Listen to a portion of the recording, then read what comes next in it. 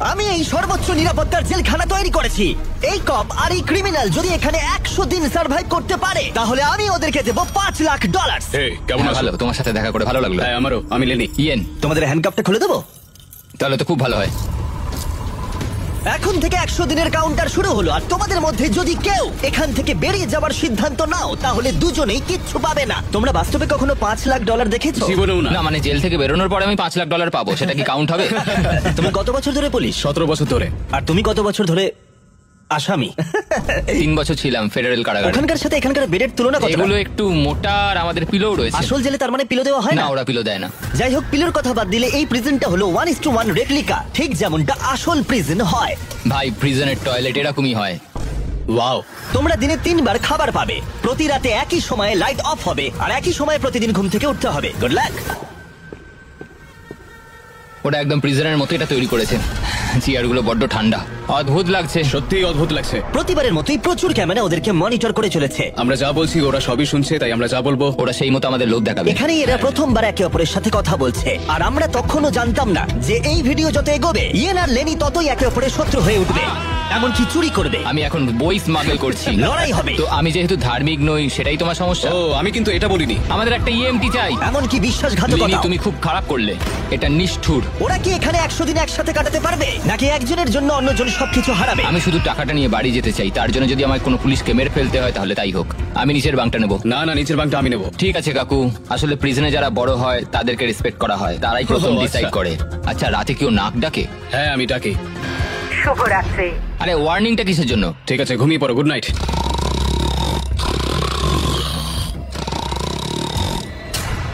সুপ্রভাত। এটা তো ভোরবেলা, এই লোকটা সারা রাত নাক ডেকেছে।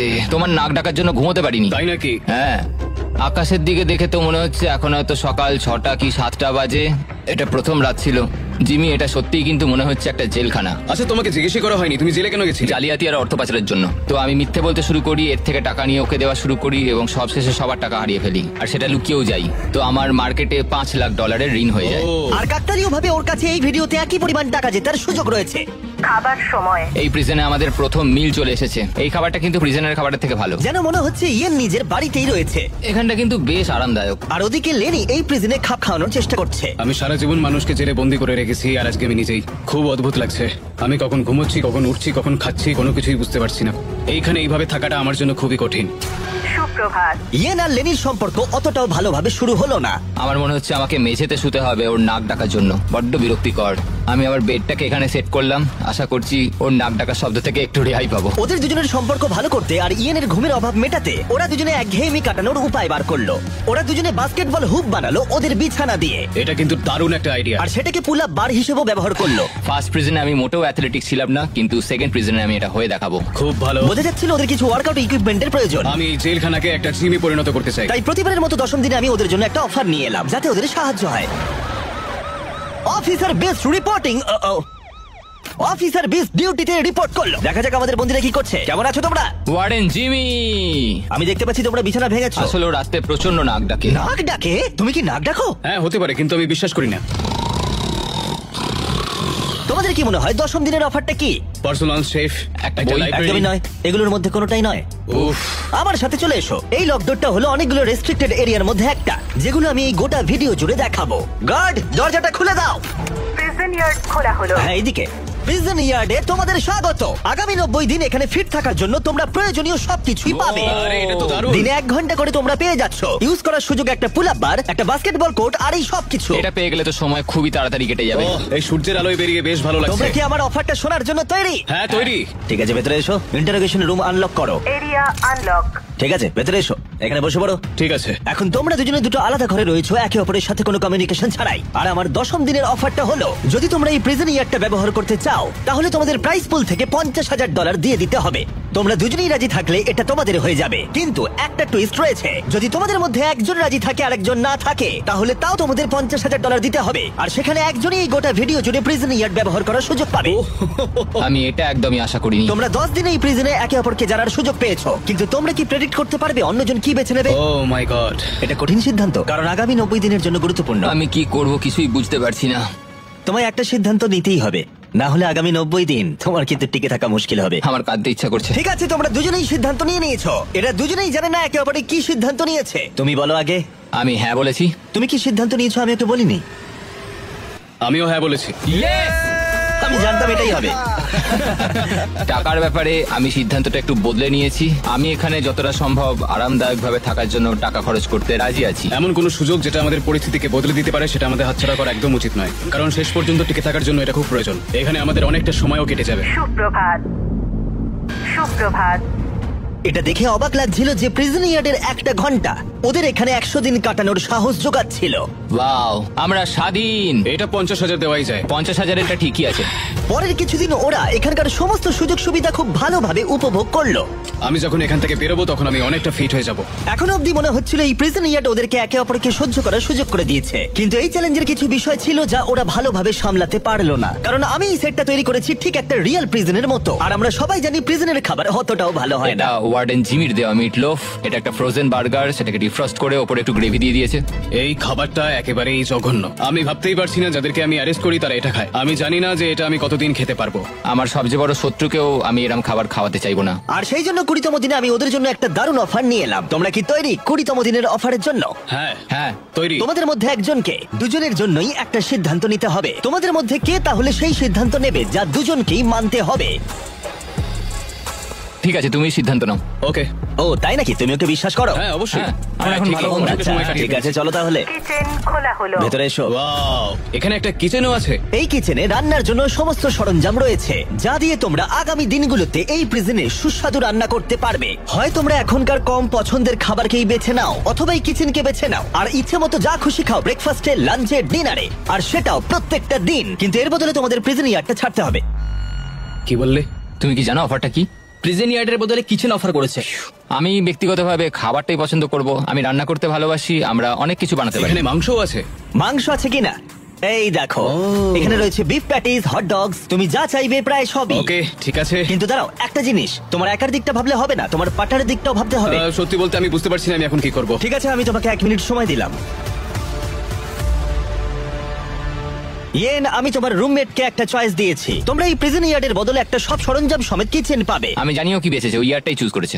হ্যাঁ ঠিকই বলেছো, আমার অফারটা নেয়নি। মানে প্রত্যেকদিন তোমরা খাবার নিয়ে অভিযোগ জানাও, তাই এই অফারটা দিলাম। দেখো, আমি ভেবেছিলাম তোমাদের জন্য একটু সহজ করে দেবো, কিন্তু 30তম দিনে ব্যাপারটা এতটাও সহজ থাকবে না। ঠিক আছে। Bye warden Jimmy. হ্যাঁ ভাই। কোনো মতেই এই রেকিয়ারটা আমরা ছাড়বো না। স্বর্গের আরেকটা দিন, পুরো 24 ঘন্টা কেটে গেছে। আমরা কিচেনটা না নেওয়ার সিদ্ধান্ত নিয়েছিলাম এবং তার জন্য আমাদের কোনো অনুশোচনাও নেই। তোমার কি অনুশোচনা হচ্ছে? একদমই নয়। আমরা সত্যিই খুশি, না হলে আমাদের সারাদিন বন্দি থাকতে হতো। আমি আমার ওয়াইফের রিঅ্যাকশনের জন্য ওয়েট করছি। ও ভাবতেই পারবে না যে আমি খাবার ছেড়ে বাস্কেটবলকে বেছে নিয়েছি। আমি কোনোদিনও খাবারের সঙ্গে কম্প্রোমাইজ করি না। এখানকার চ্যালেঞ্জ নিয়ে খুশি থাকার বদলে ওরা জেতার পরে কি কি করবে সেই নিয়ে ভাবনা চিন্তা করতে শুরু করলো। কিন্তু আমাকে এটা মাথায় রাখতে হবে যে আমি এখানে কেন এসেছি আর আমার পারপাসটা কি। আমার পরিবারের জন্য এই টাকাটা জেতাই আমার একমাত্র লক্ষ্য।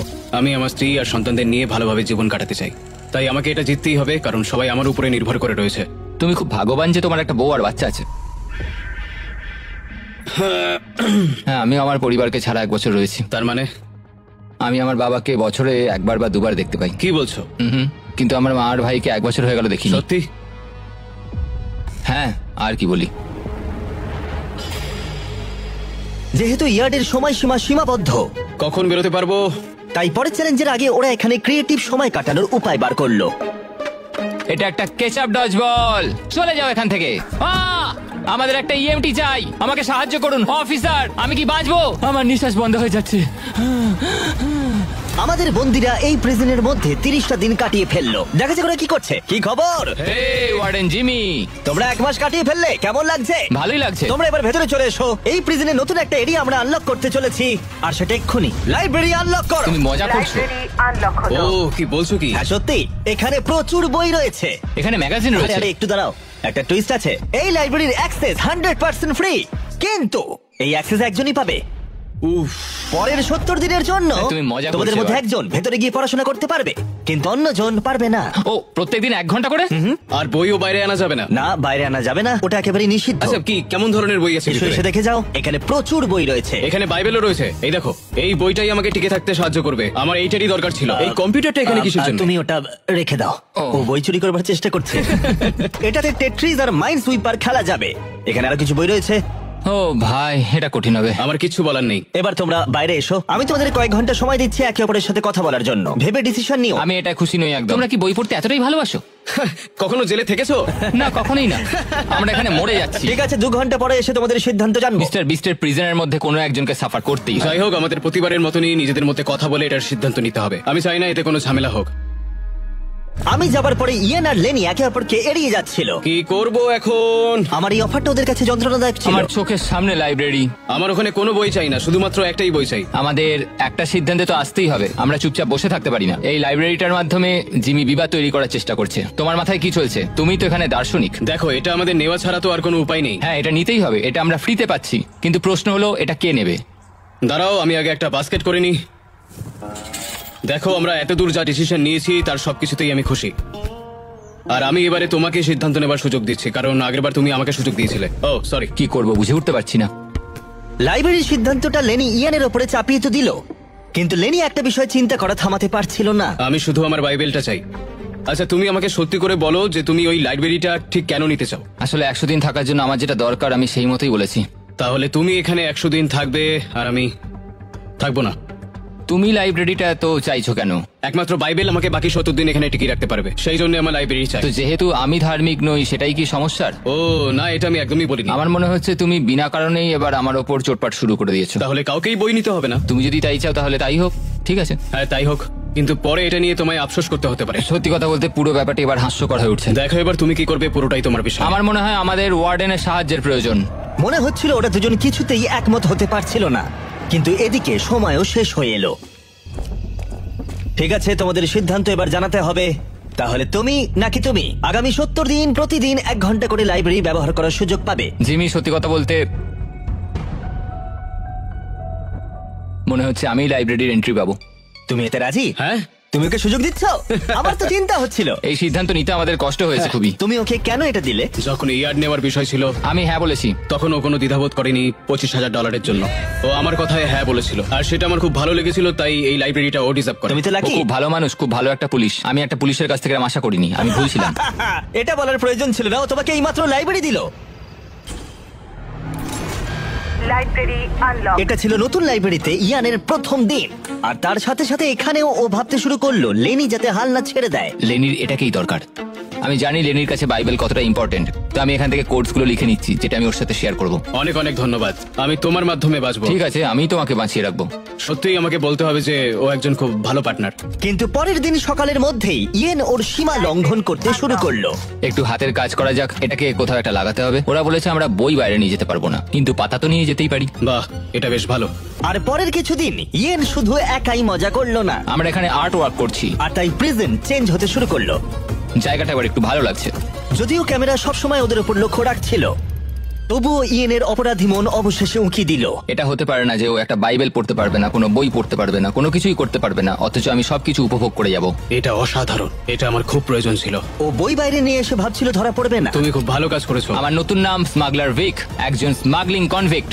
আমি সমস্ত জায়গায় বই লুকিয়ে রেখেছি, বাথরুমের ভেতরেও। এই দেখো, এটার মধ্যে আমরা যতগুলো পেরেছি বই লুকিয়ে রেখেছি, চারিদিকে লুকিয়ে রাখা আছে। আজকে 40তম দিন। কেমন আছো তোমরা? একটা সারপ্রাইজ আছে, কিন্তু একবারে একজনই যেতে পারবে, তাই তোমরা ডিসাইড করো কে আগে যাবে। Rock paper scissor shoot. আমি হেরে গেলাম, ও যাবে। স্টোর আনলক হলো। আমরা আমাদের নতুন শপ খুলেছি।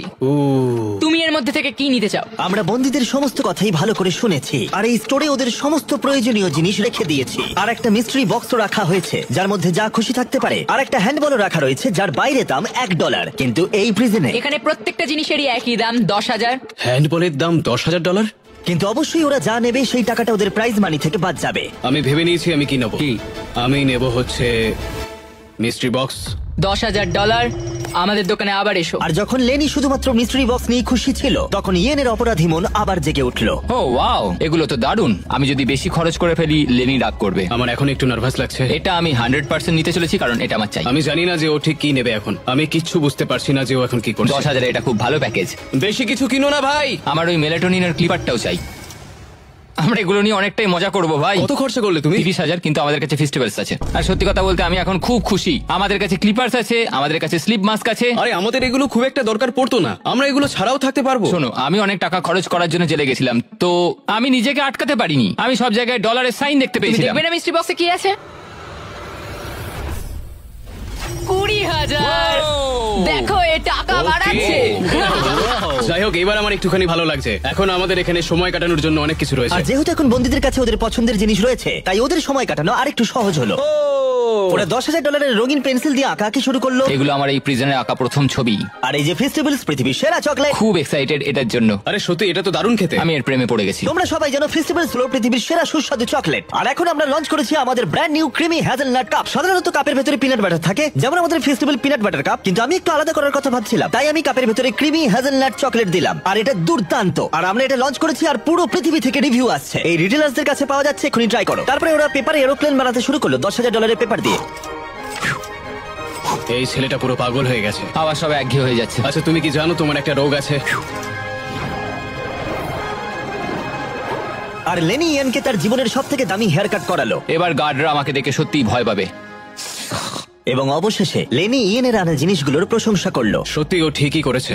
এই ইয়ার প্লাগস, এই মেলাটোনিন, এই জিনিসগুলো আমাকে এখানে টিকে থাকতে অনেকটাই সাহায্য করছে। থ্যাঙ্কস। কোনো ব্যাপার না ভাই। কিন্তু ওরা এখনো একটা জিনিস চাইছিল, যেটা কোনো দোকানে পাওয়া যায় না। আগামীকাল ডে 50 চ্যালেঞ্জ ডে। ফ্যামিলি অথবা ফোন কলের কিছু একটা তো আসবে। সব থেকে কঠিন ব্যাপার হলো নিজের ফ্যামিলি থেকে দূরে থাকা। তুমি কি ফোন কলের জন্য টাকা খরচ করবে? হ্যাঁ, আমি অবশ্যই করব। তাই 50তম দিনে আমি একটা পারফেক্ট অফার নিয়ে এলাম। বন্ধুরা, আজকে 50তম দিন।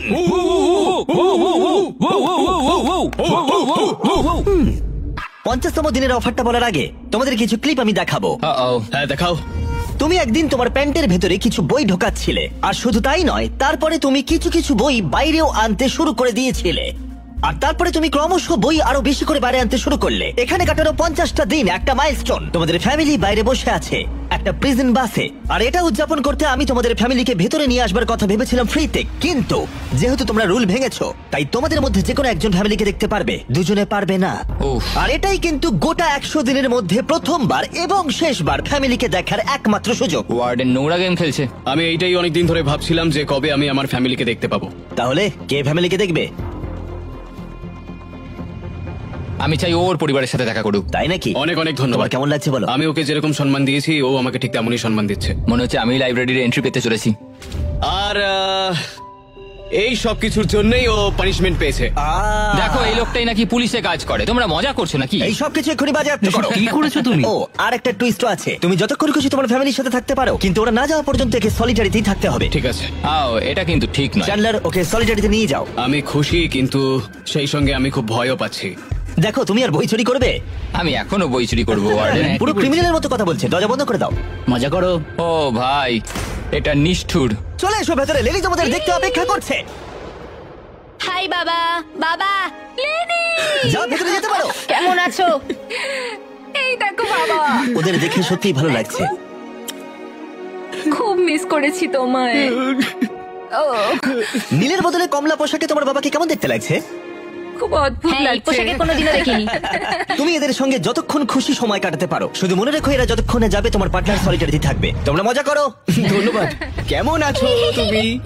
তুমি কি আমাকে মিস করেছো? করেছো। আমি খুব খুশি যে আমার ফ্যামিলি আমার সঙ্গে রয়েছে। আমি যত বেশিক্ষণ পারবো ওদেরকে সঙ্গে রাখতে চাইবো। সত্যি বলতে আমি আবারও রিচার্জ হয়ে গেলাম, আর এটা আমাকে বাকি দিনগুলো কাটাতে অনেক সাহায্য করবে। আমি জানি তোমরা সবাই আমাকে নিয়ে গর্ব করো। আমি খুব তাড়াতাড়ি বাড়ি ফিরবো। আমরা অপেক্ষায় আছি। কোনো চিন্তা করো। ল্যানি আর তার পরিবার বাইরে মজা করছে, আর আমি এখানে বন্দী হয়ে রয়েছি একটা কুকুরের মতো। যত সময় এগোচ্ছে তত আমার মাথা খারাপ হয়ে যাচ্ছে, কারণ আমি এখানে একা রয়েছি। আমি আর ধৈর্য রাখতে পারছি না, আর ভালো লাগছে না। ইয়েন চিন্তা করার কিছু সময় পেল, কিন্তু অনেকটা সময় কেটে গেলেও লেনি পরিবারের সাথে সময় কাটানোর সুযোগ ছাড়তে চাইছিল না। আর ওদিকে ইয়েন রেগে যাচ্ছিল। ইয়েন, এবার বেরোতে পারো। একটা কথা বলবো, আমি ওখানে শুয়ে শুয়ে তোমার একটা ডাক নাম ভেবেছি। ও তাই নাকি? কি নাম? তুমি বিশ্বাসঘাতক লেনি। এই দেখো, এই সবকিছুর জন্যই তুমি শাস্তি পেলে। তোমার জন্য আমার বইগুলো ওরা নিয়ে চলে গেছে। এটা দেখো, একটাও বই এখানে নেই। বই বাইরে নিয়ে আসাটা রুলস এর মধ্যে আমি ছিল খুব না। আপসেট ভাই, আমি ওখানে আটকে ছিলাম। তুমি এখানে ভালো ভালো খাবার খেয়েছো আর আমি ওখানে কিচ্ছু পাইনি ভাই। তুমি নিজেই এটাকে বেছে নিয়েছো, তাই এই সব বলো না। তোমার জন্যই তো আমি এত কিছু করলাম আর তুমি কিনা আমাকে দোষী বানালে। সবকিছুরই তো ভিডিও না, রয়েছে। আমি শুধু বলছি তুমি চাইলেই আমাকে বাঁচাতে পারতে, কিন্তু ধরিয়ে দিলে। দেখো ওরা কিন্তু সবকিছুই দেখেছে। ওরা বিছানা তলার ব্যাপারটা জানতোই না। আরে ভাই ওদের কাছে ক্যামেরা ফুটেজ আর রয়েছে। আমাকে ওরা কি একটা করবে ছেলে তুমি? বন্দি করে রেখেছিল। ওরা সবসময় সবকিছু কিন্তু ওরা দেখতে পাচ্ছে। মোটেও নিজে হতে বিছানা তলাটা দেখো, দেখেনি। তুমি কি আমাকে কথা বলতে দেবে নাকি তুমি তোমার নিজেরই অনুভূতি প্রকাশ আমি করে শুধু যাবে? বলছি, আমি কিন্তু দুজনের আচ্ছা, কথাই ঠিক আছে, ভাবছি। তুমি তোমার মতন খেলো আর আমি আমার মতন খেলবো, আর এটাই আমার সিদ্ধান্ত। ওকে ঠিক আছে, অবশ্যই। তুমি তোমার সিদ্ধান্ত নিয়েছো, আমি আমারটা নেবো। তাই যদি হয়ে যাবে তাই হোক। হ্যাঁ কোনো ব্যাপার না। তুমি বিশ্বাসঘাতকতা করলে।